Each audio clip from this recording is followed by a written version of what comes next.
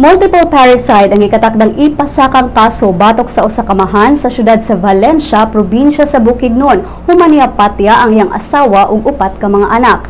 Ang padre de pamilya nga si Ramon Cosino Sabalya mitigbas patay sa iyang asawa nga si Rosemary Sabalya ug sa iyang upat ka mga anak nga sila si Rose, Arnold, Annabel ug Ryan. Butyag sa sospek nga daw dunay nihunghong kaniya aron buhaton ang krimen. Iya sang gibutyag sa usa ka TV interview nga ang iyang ugangan nga si Cristiodes Bacalso mo inisugo kaniya paghimo sa krimen apan gihimaka kini ni Bacalso. Si Police Chief Inspector Al Albanales sa Valencia City Police Office nibutyag nga posibleng adunay diferensya sa panghuna-huna ang sospek tungod kay di kini mo istorya og sakto ug wala sa kaugalingon. Ang sospek gibalhog na sa Valencia City Police Office ning pagbalita.